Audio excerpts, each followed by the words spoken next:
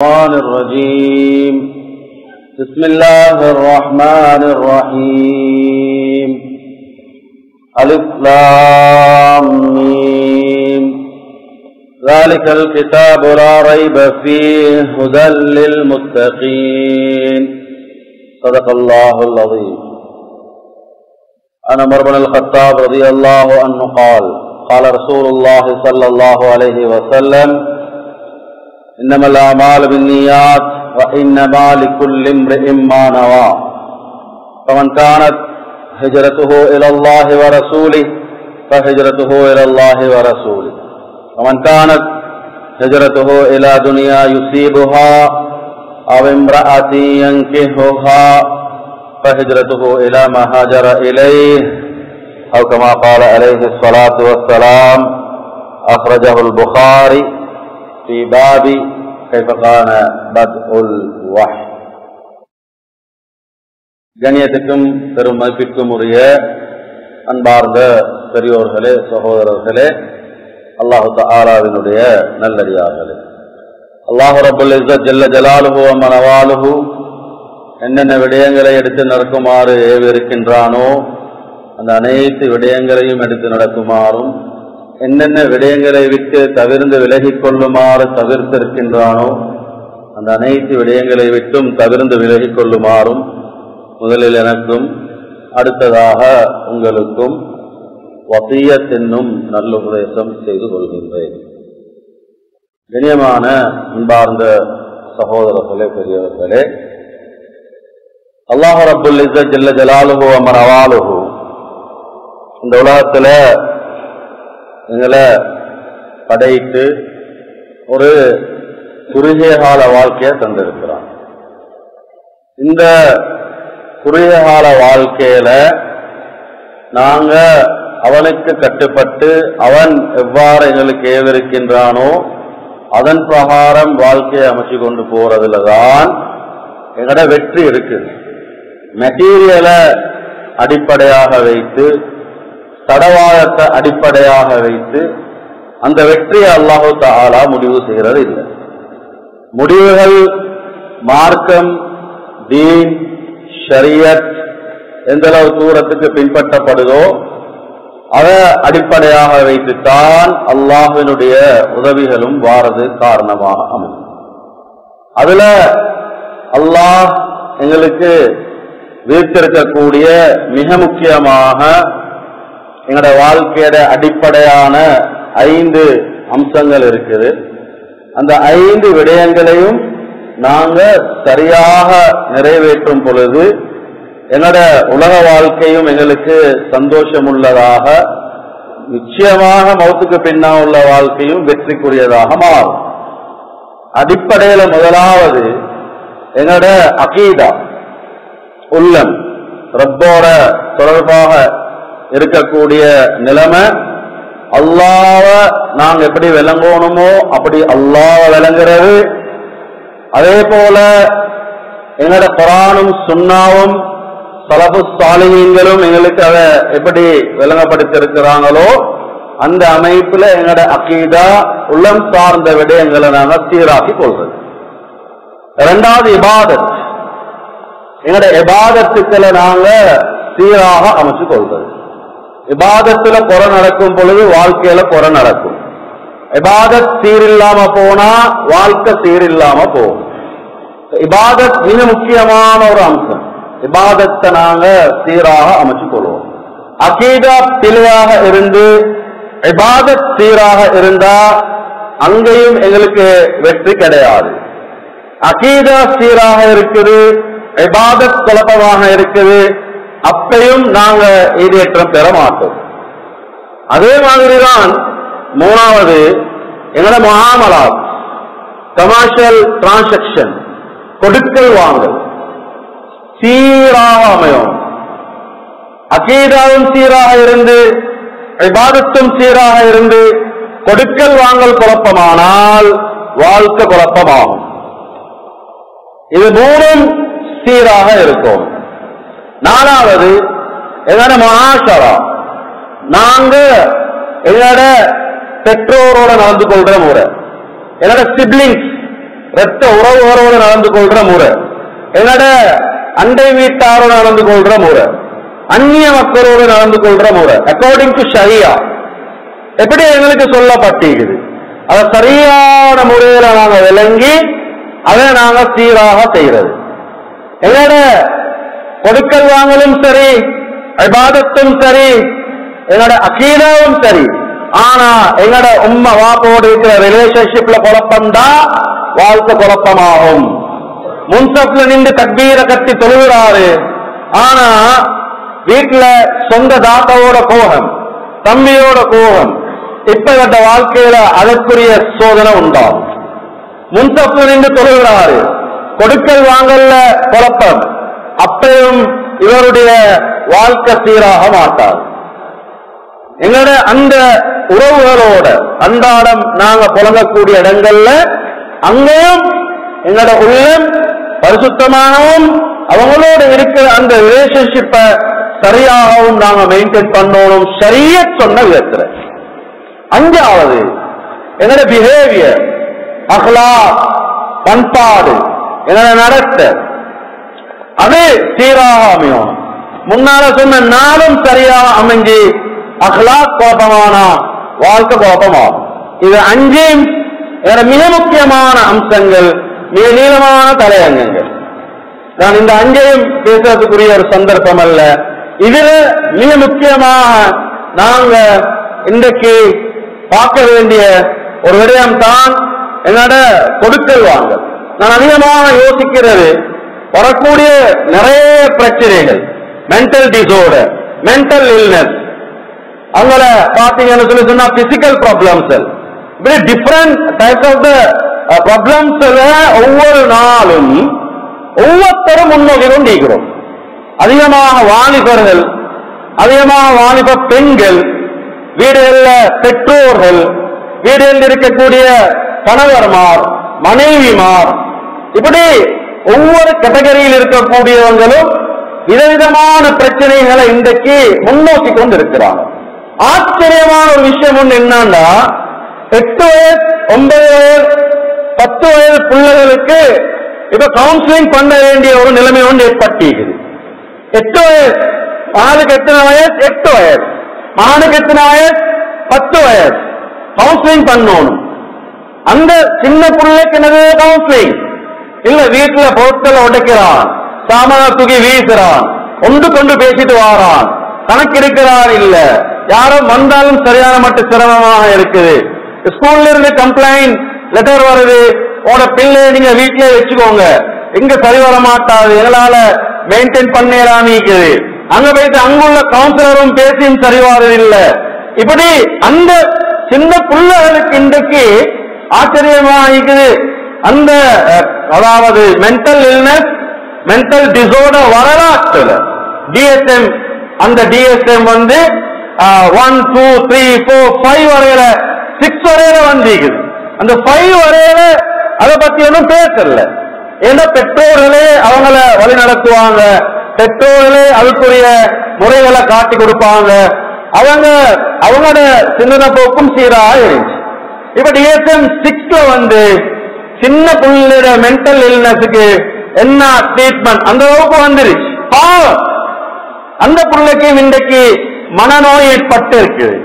எங்கட திருமண வாழ்க்கையை பார்த்தா சந்தோஷம் இல்லை. வாலிபர்கள் திருமணம் முடிச்சிருக்கிறாங்க, ஆனா தவறான தொடர்புகள்ல, ஹராமான தொடர்புகள்ல. மனைவியுடைய அந்த நிலைமையை பார்த்தா அவருடைய நிலைமை மிகவும் கவலைக்குரிய நிலைமையாக மாறி வீட்டுக்குள்ள சந்தோஷம் இல்லை, கணவரால நிம்மதி இல்லை, பெற்றோரால நிம்மதி இல்லை. வியாபாரஸ்தலங்கள்ல போனா யார பார்த்தாலும் வட்டியில இல்லண்டா பிரச்சனையில, நிம்மதி இல்லாத நிலைமை, கடன்ல மாட்டிப்பட்டு என்ன செய்யறது தெரியாது, இப்படியான ஒரு நிலைமைக்கு வைத்திருக்கிறாங்க. வெளிரங்கத்துல பார்க்கறதுலே எல்லாம் ஒரு சீரான நிலைமையில இருக்கிற மாதிரி இருக்குது. நான் தொழுகிறேன் தானே, 5 நேரம் தொழுகிறேன் தானே. சிலவங்க சொல்றாங்க, நான் உம்ராக்கு போயிட்டு தௌபா செஞ்சிருக்கிறேன், நான் ஹஜ்ஜில போய் தழுவிருக்கிறேன், கபத்துல்லாவுடைய புடவை புடிச்சுக்கொண்டு அழுவிருக்கிறேன், தூங்கு எழுமையும் பொழுது அந்த துவா வாழ்க்கையில கடினமான ஒரு நேரத்தை நான் சந்திக்கிற நேரத்துல யா அல்லாஹ் என் இதனையே சீராக்கித்தாயா அல்லாஹ் அப்படி துஆ செஞ்சிருக்கிறேன். ஆனாலும் அந்த வாழ்க்கையில் அந்த ரிலீஸ் இல்லை. இளைஞர்கள் என்னாண்டு கொஞ்சம் உங்களோட வியாபாரத்தை பத்தி சொல்லுங்களே, பிசினஸ் பத்தி சொல்லுங்களே. யார்கிட்ட கேட்டு நீங்க இந்த பிசினஸ் செஞ்சீங்க? யார்கிட்ட கேட்டு இந்த இன்வெஸ்ட் பண்ணினீங்க? எங்க? நான் இன்டர்நெட்ல செய்றேன் ஹஜரத், நான் நெட்வொர்க் மார்க்கெட்டிங்ல நான் பிசினஸ் செய்றேன், நான் இங்க இருக்கிறேன். இஸ்லாம் சொல்லக்கூடிய வழிமுறை. கண்ணியமான அன்பார்ந்த சகோதரர்களே, வாலிபர்களே, விசேஷமாக நினைச்சுவோங்க, அல்லாஹ் எங்கட அந்த சம்பாத்தியம் நீக்குது. இத நாங்க மலையை பறக்கிறத போல சம்பாதிக்கணும் எங்கேயுமே கிடையாது. ஹதீஸ்ல வந்திருக்கக்கூடிய வார்த்தைகளை பாருங்க, எந்த அளவு தூரத்துக்கு நுணுக்கமான விஷயங்களை எங்களோட கொடுக்கல் வாங்கல சொல்லப்பட்டிருக்கு. கிதாபுகள்ல பிசினஸ் சம்பந்தமான அந்த பாடங்களை பரட்டினீங்கடா, இதுவரையில அதற்கு சில இடங்கள்ல சில விதமான மூடலான அந்த நிலைமைகள் ஹலால் என்றெல்லாம் அங்க கொடுக்க இயலாது. அப்படி இன்றைக்கு பத்துவாவை யோசிச்சு கொண்டிருக்கிற நிலைமையில சமூகம் சாதாரணமாக அதுல பயந்தாங்க. சஹாபாக்கள் அணுவணுவாக பயந்தாங்க. ஒரு வார்த்தை நான் சொல்றதுனால எனக்கு ஹராம் வந்துடுமோ, அல்லாத சோதனை வந்துடுமோ பயந்தாங்க. ஏன்? 1 ரூபா 10 ரூபா வாழ்க்கையில சம்பாத்தியத்துல ஹராம் வந்தா நல்ல ஞாபகம் வச்சுக்கோங்க, வாழ்க்கை வீணா போய்த்திடும், நிம்மதில்லா போய்த்திடும். வெளிரங்கத்துலதான் வாகனம், வெளிரங்கத்துலதான் பிசினஸ், வெளிரங்கத்துலதான் பில்டிங், வெளிரங்கத்துலதான் பேங்க் பேலன்ஸ். அல்லாஹ் வீட்டுக்குள்ளால சோதனையை உண்டாக்குவான், மனைவியால சோதனை உண்டாகும், பிள்ளைகளால சோதனை உண்டாகும், மன நிம்மதி பறிபைத்திடும். வெளியில போ, கண்ணியமான ஆழமாக இருப்போம், கடை செய்வோம், பிசினஸ் செய்வோம், கஷ்டம் உட்கார்ந்து இருப்போம். வெளிநாட்டுக்கு போகணுமா, அடிக்கடி அடிக்கடி போய் வந்து கொண்டிருப்போம். ஆனால் இதுல நாங்க பேரல் இல்லாம இருந்தா அல்லாஹ் எல்லாத்தையுமே சுருட்டி ஒரு பக்கத்துக்கு வீசுவான். கண்ணியமான அன்பார்ந்த சோதனை சாதாரணமாக இருக்காதீங்க. சஹாபி பெண்கள் எந்த அளவுக்கு பயந்தாங்கன்னா, தந்த கணவர் வெளியில போறாரு, வியாபாரத்துக்கு போறாரு, போற நேரத்துல தந்த பிள்ளைகளை கூட்டிக் கொண்டு வாசலுக்கு வந்து தந்த கணவரை நிப்பாட்டுவாங்க. சஹாபி அவரை நிப்பாட்டி சொல்லுவாங்க, நீங்க போறீங்க சம்பாதிக்க போறீங்க, போற இடத்துல உங்களுக்கு ஹலாலாக சம்பாதிக்க கஷ்டமாக இருந்தா, உங்களுக்கு சம்பாதிக்கணும், வீட்டுக்கு சாமான் கொண்டு வரணும், அப்ப அந்த நேரத்துல ஹராமான முறையில தான் சம்பாதிக்க வேண்டிய நிலைமை, பொய் சொல்ல வேண்டிய நிலைமை, வட்டி கிடைக்க வேண்டிய நிலைமை, வாகனத்தை லீசிங்ல போட்டு எடுக்க வேண்டிய நிலைமை, தங்க லாபத்தை ஹலாலா எடுக்காத ஒரு நிலைமை வருதுமாறு விளங்கினா அதை விடுங்க. எம்டி ஹேண்ட், ஒன்றுமே வானம், மாவும் வானம், கிழங்கும் வானம், சீனியும் வானம், இரவு சாப்பாடும் வானம், வெறும் கையோட நீங்க வீட்டுக்கு வாங்க, வெறும் கையோட வீட்டுக்கு வாங்க. இந்த பிள்ளை இருக்கிறாங்களே என்னோட, இந்த பிள்ளைகளும் நானும் நீங்க வரும் பொழுது ஒன்றுமே இல்லாம வாரீங்க, வெறும் கையோட தான் வாரீங்க. நானும் என் பிள்ளைகளும் அதை பார்த்து சந்தோஷமா பொறுமையா இருப்போம். பாப்பா ஏன் எனக்கு அதை கொண்டு வரல, பாப்பா நீங்க ஏன் இதை கொண்டு வரலன்னு நாங்க யாருமே கேட்க மாட்டோம். அப்ப நாங்க விளங்குவோம், நீங்க வந்தது ஹராமாக சம்பாதிக்க வேண்டிய நிலைமை ஏற்பட்டுருச்சு, அதை விட்டுட்டீங்க, அப்படியே ஏனோட வந்திருக்கிறீங்க, அதை நாங்க கபூல் செஞ்சு கொள்வோம், பொறுமையா ஏற்றுக்கொள்வோம். தவறையும் வீட்டுக்குள்ள ஹராத்தை கொண்டு வந்துடுவோம். எப்படி இருக்கும்? ஏன் தெரியாமலா, விஷயத்தைய தெரியாமலா, ஐடியாக்கள் தெரியாமலா பயந்தாங்க. கொடுக்கிறோம் வாங்குறோம் தான் ஹதீஸ்ல வருது. இப்னு மாஜா ரஹ்மத்துல்லாஹ் பதிவு செஞ்சிருக்கிறாங்க, ஆரம்பத்திலேயே சஹாபாக்கள் உட்கார்ந்து கொண்டு பேசிக் கொண்டிருக்கிறாங்க. கொஞ்சம் கஷ்டமாயிக்குது போல இருக்குது, கொஞ்சம் சிரமமாயிக்கிற போல இருக்குது, கொஞ்சம் சம்பாதிக்கிறதுக்கு ஏதாவது முறைகளை ஹலாலாக சம்பாதிப்போமே அப்படின்னு சொல்லி கஷ்டப்படத்திலே பாக்கத்திலே கொஞ்சம் கஷ்டமா இருக்குது. கொஞ்சம் ஹராமுடைய லைனுக்கும் போக வேண்டிய நிலைமை மாறி இருக்குது. கொஞ்சம் வட்டியில, கொஞ்சம் மோடியில, கொஞ்சம் மங்கள இங்கல பொய்யக்கிய சொல்லி ஏமாத்தி மோசடி செஞ்சு அப்படி ஒன்று செய்யற நிலைமை மாறி சஹாபாக்கள் உட்கார்ந்து கொண்டு பேசிக்கொண்டிருக்கிறாங்க. ஸல்லல்லாஹு அலைஹி வஸல்லம் அந்த இடத்துக்கு வந்தாங்க. வந்து கேட்கிறாங்க, நீங்க வறுமையை பத்தியா பேசிக்கொண்டிருக்கிறீங்க, வறுமையை பத்தியா பேசிக்கொண்டிருக்கிறீங்க. ஒரு நாள் வரும் இல்லாஹி எதுக்கெடுத்தாலும் துனியா துனியா துனியா. ஒரு புரோக்கர் வேலையா, எனக்கு எவ்வளவு கிடைக்கும், எனக்கு எவ்வளவு கிடைக்கும், எனக்கு எவ்வளவு தருவீங்க, எனக்கு ஒரு லாபம் வைக்கணுமா? கண்ணியமான அன்பார்ந்த சகோதரர்களே, இப்படியான ஒரு நிலைமைக்கு மாறும். தரக்குக்கும் அலல் மஹஜ்ஜத்தில் பைலா லைலுஹா கனஹாரிஹா. நான் உங்களை ஒரு பரிசுத்தமான தெளிவான மார்க்கத்துல விட்டுட்டு போறேன், பயப்படாதீங்க. அதனுடைய இருளும் வெளிச்சத்தை போலதான் இருக்குது. மூடல் கிடையாது, சந்தேகம் கிடையாது, பிரச்சனை கிடையாது. ரப்பின் பக்கமோட கரங்களை நீங்க நீட்டுங்க. நீங்க ஹராத்துக்கு பேசிடாதீங்க, தவறான சம்பாத்தியத்துக்கு பேசிடாதீங்க. உங்களோட படிப்பின் மூலமாக, உங்களோட அறிவின் மூலமாக, உங்களோட திறமையின் மூலமாக கூட ஹராத்துக்கு பேசிடாதீங்க.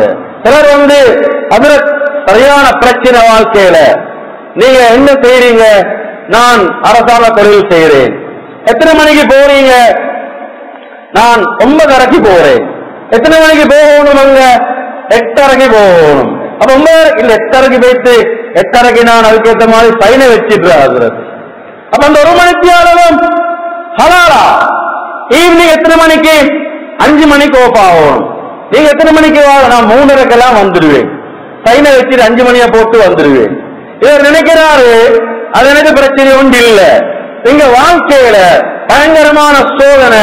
இவர் இப்ப நினைக்கிறார் அதுக்கு ஜின் பிரச்சனையா, கவுன்சிலிங்கா, சைக்காட்ரிக்கா அல்லது வேற ஏதாவது சயின்ஸ் என்ன? அதுல இங்க சம்பாத்தியம் ஹராமாக வீட்டுக்குள்ள வருது, ஹராமான சம்பாத்தியம். இதனால அல்லாஹ் வாழ்க்கையில பயங்கரமான சோதனையை உண்டாக்குவார். இந்த பிஞ்சு உள்ளங்களில் இந்த பிள்ளைகளோட வாழ்க்கை பறிப்போம். ஒவ்வொரு பெற்ற தாப்பனும் யாரு வச்சுக்கோங்க. நீங்க கொண்டு போயிட்டு அந்த பிள்ளைகளுக்கு கொடுப்பீங்க, அந்த பிள்ளைகளுக்கு நல்ல விடயங்கள் வரமாட்டாது ஹராத்தின் மூலமாக. அல்லாமா இக்பால் வரலாற்றுல ஒரு மிகப்பெரிய அறிவாளி, பெரிய ஒரு கவிஞர், அதிகமான பேர் அவருடைய கவிதையாலேயே நல்ல நிலைமைக்கு மாறி இருக்கிறார். மிக பேணுதலான ஒரு மனிதர். ஆங்கிலத்தில் பல மொழிகள அவருடைய கவிதைகள் மொழிபெயர்க்கப்பட்டிருக்கிறது. அவங்களுடைய தாயும் தாப்பனுடைய அந்த வரலாற்றை எழுதியிருக்கிறார். தாப்பன் ஒரு நல்ல மனிதர். ஒரு நாள் அவருடைய மனைவிய பார்க்கிறா.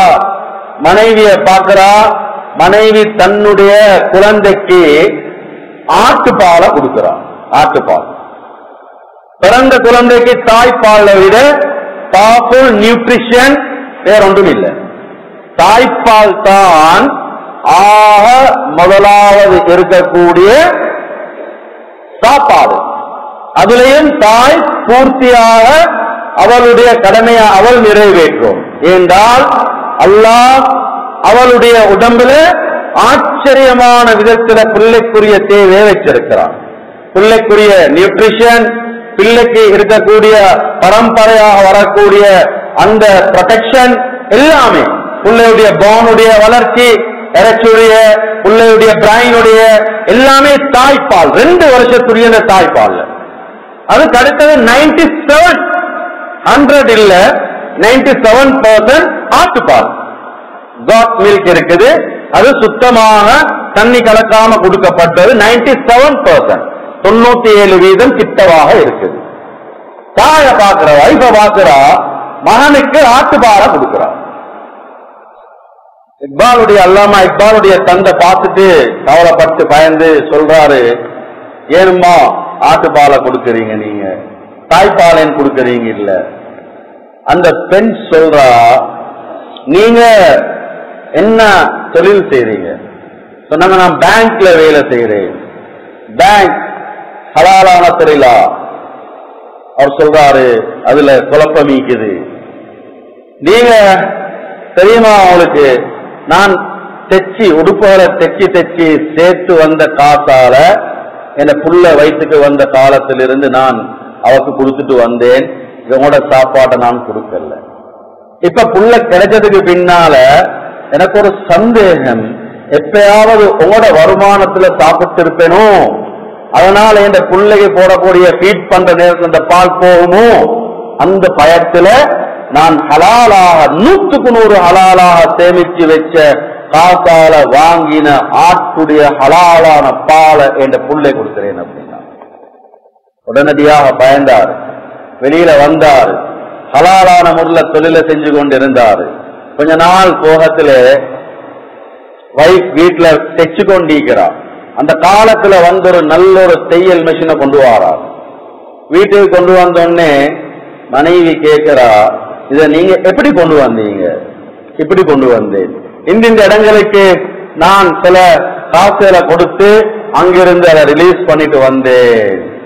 அந்த தாய் சொல்றா, நீங்க இந்த மெஷினை வந்து வீட்டுல வைங்க, நான் பேசிடுறேன், நான் இந்த வீட்டில் இருக்கணும்னா இந்த மெஷினை கொண்டு போங்க வீட்டை விட்டு.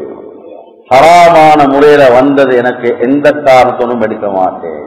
வீட்டில் இருக்கிற பெண்ணிடத்துல ஹலாலுடைய அந்த யோசின் அந்த தேற்றம் பாருங்க, வளர்ந்த குழந்தைய.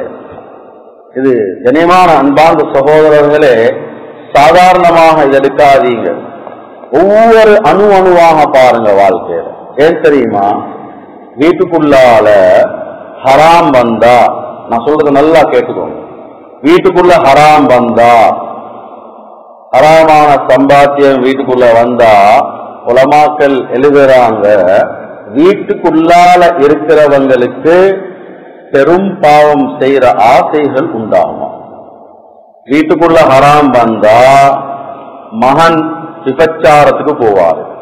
வீட்டுக்குள்ள ஹராம் வந்தா மகனும் மகளும் உம்மா வாப்பாக்கு விரோதமா நடக்க ஆரம்பிப்பாரு. வீட்டுக்குள்ள ஹராம் வந்தா இபாதத்துக்கள் சிம்பிளா பேசிடும். சுப தொழுக, அசர் தொழுக, இஷா தொழுக, முக்கியமாக இருக்கக்கூடிய தொழுகைகள் கவனம் இல்லாத நிலைமைக்கு போறேன்டா பயப்படுங்க, சம்பாத்தியத்துல ஹராம் வந்துருச்சோ. மகள் லவ் அஃபேர்ல மாட்டிப்பட்டு தவறான ஒரு வழியில போறாளா, பயப்படுங்க, ஹராமான சம்பாத்தியம் வீட்டுக்குள்ள வந்துருச்சா.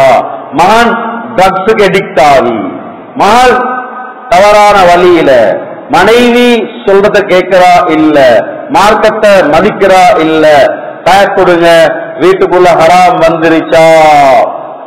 உம்மா வாப்பா மதிக்காத நிலைமை, மார்க்கத்தை மதிக்காத நிலைமை, வீட்டுக்குள்ளால போதை போல் பாவன, விபச்சாரம், இது போன்ற நிலைமைகளுக்குள்ளம் போகுதா, ஆசைப்படுதா, யாரு வச்சுக்கோங்க, ஏன சம்பாத்தியத்துக்குள்ளால ஹராம் வந்துருச்சோ, ஹராம் வந்துருச்சோ.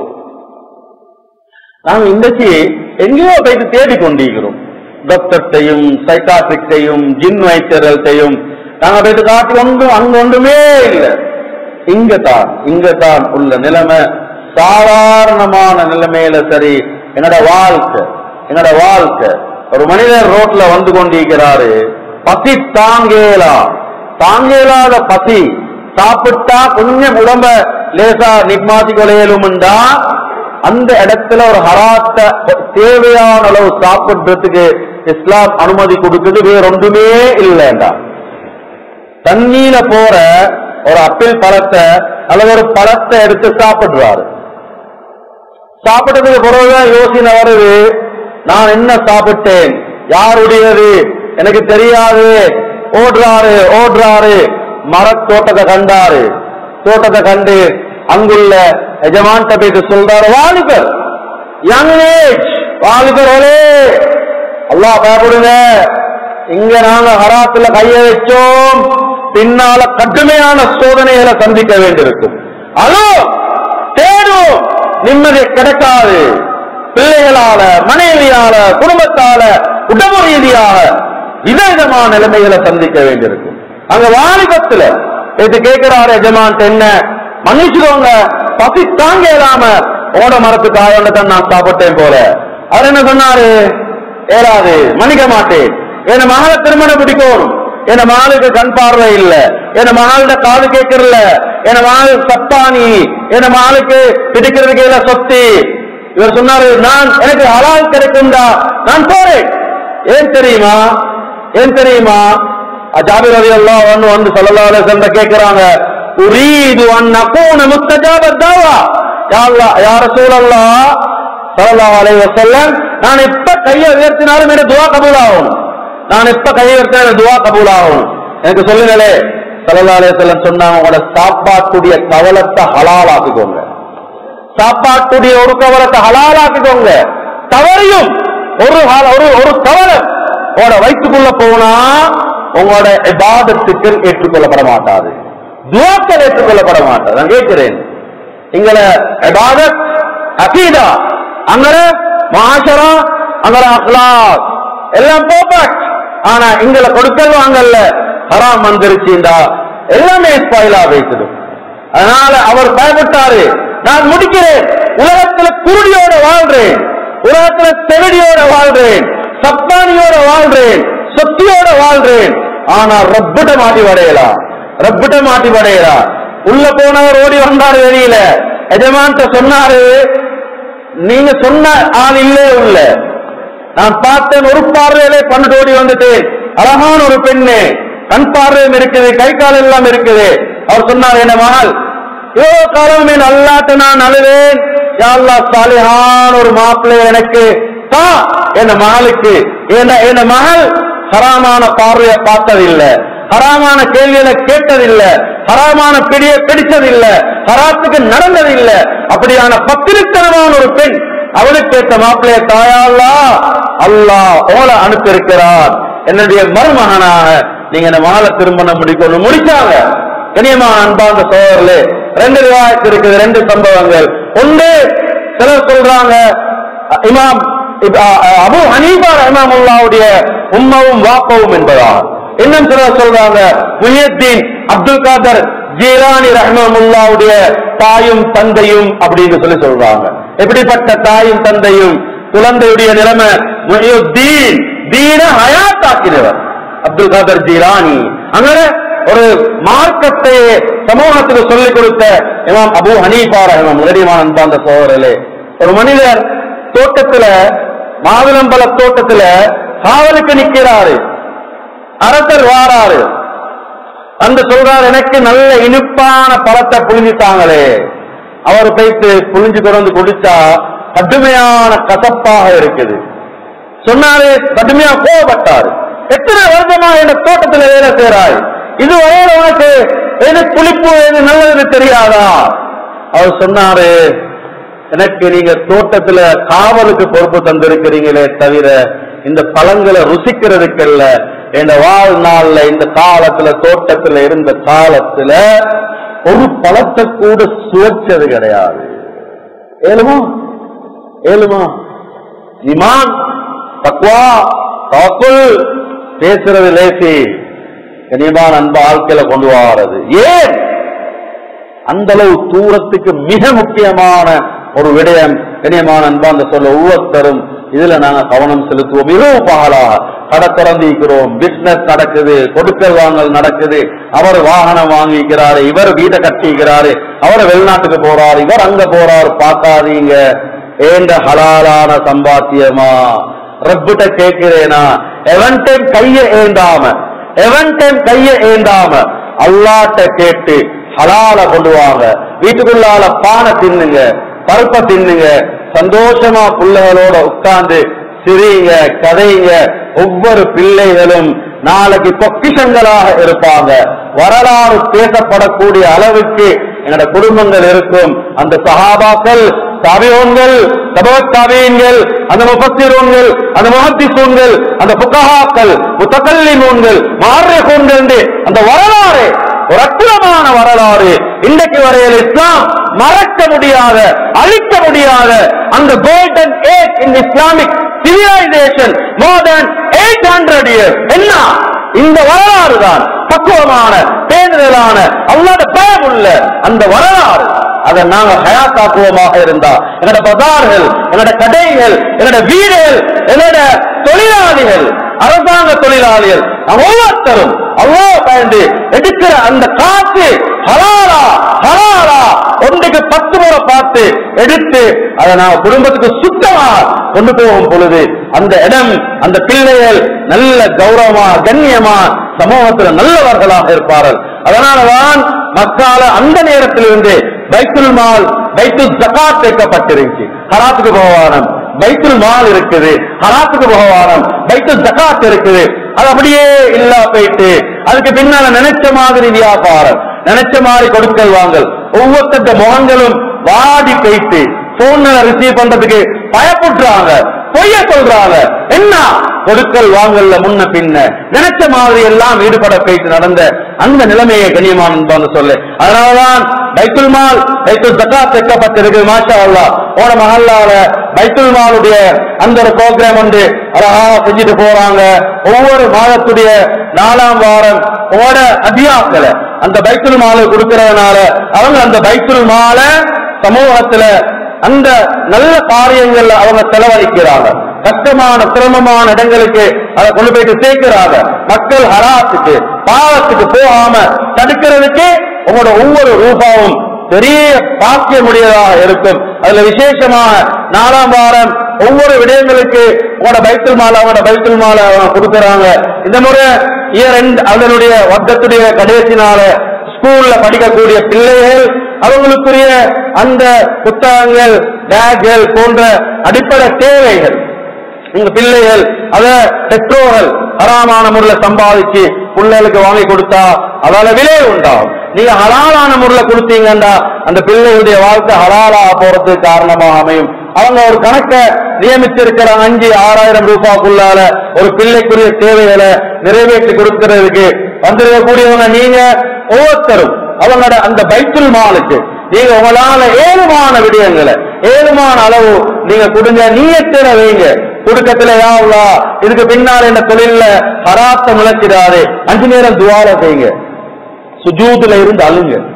உள்ளத்தால ஹராத்த தந்துடாதே, ஹராத்த தந்துடாது. ஹலால் ஹலால் ஹலால் என்றே அல்லாஹ் அழுங்க. கண்ணியமான அன்பார்ந்த சகோதரர்களே, அதுக்காக வேண்டி சதக்காவா கொடுங்க. வீட்டுல யாருல என்ன மனைவிக்கு சுகம் இல்ல, நீ லேசாக்கு சதகா கொடுங்க. பிள்ளைகளுக்காக வேண்டி ஒவ்வொரு நாளும் பிசினஸ்ல நீங்க ஒரு பகுதிய சதகா கொண்டு ஒதுக்கிவாங்க. அல்லாஹ் அதை கொண்டும் பரக்கத்தை உண்டாக்குவான். அதுக்குரிய ஏற்பாடுகளை செஞ்சிருக்கிறாங்க. அதையும் நாங்க முக்கியத்துவம் கொடுத்து செய்வோம். அல்லாஹ் தஆலா நம் அனைவருடைய பாவங்களையும் மன்னி தருவானா, நிலைமைகளை சீராக்கி தந்தருள்வாயா, எல்லா விதமான ஹலாலான சம்பாத்திய தந்தருள்வாயா, ஹராத்தை விட்டு பாதுகாத்ததையா அல்லாஹ். அது ஆடம்பரமான வாழ்க்கை தேவையில்லையா அல்லாஹ், இஸ்ராப் தேவையில்லையா அல்லாஹ், ஹலாலத்தாயா அல்லாஹ்.